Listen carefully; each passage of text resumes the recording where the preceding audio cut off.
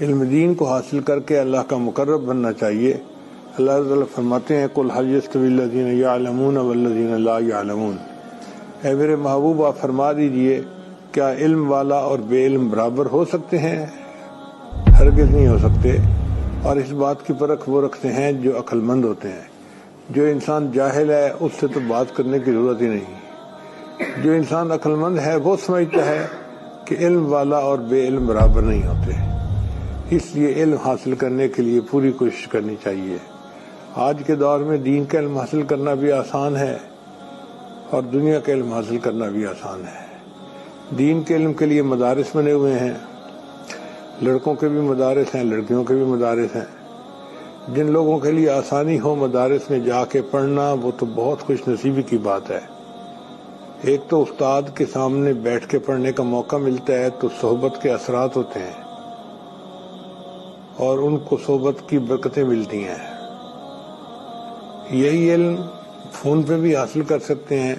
ایک مدرسے میں عام طور پر ایک کلاس میں 25-30 طلباء ہوتے ہیں، جبکہ آن لائن ہزاروں کی تعداد میں طلباء ہوتے ہیں۔ اب یہ ہزاروں طلباء کا ایک کلاس پڑھنا یہ اللہ تعالیٰ کی شان ہی ہے۔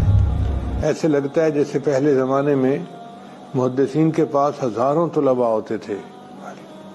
عبداللہ بن مبارک رضی اللہ عنہ کی مجلس میں ایک وقت میں 40,000 طلباء ہوتے تھے، اور آج اس انٹرنیٹ کی برکت سے یہی چیز حاصل ہو گئی ہے کہ ایک استاد اپنی جگہ بیٹھ کے پڑھا رہا ہوتا ہے اور پوری دنیا میں 40,000 سے بھی زیادہ لوگ ایک وقت میں اس کا بات سن رہے ہوتے ہیں اور فائدہ اٹھا رہے ہوتے ہیں۔ اس کا مطلب یہ ہوا کہ ہم نے جو دنیا کے سائنسی وسائل تھے ان کو استعمال میں لا کے دین کا فائدہ اٹھا لیا۔ عورتیں اپنے گھروں میں رہیں، اپنے کمرے میں بیٹھیں، اسٹے ہوم اسٹے سیف۔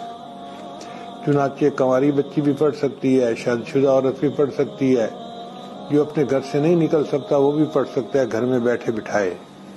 یہ سہولت کتنی بہترین ہے۔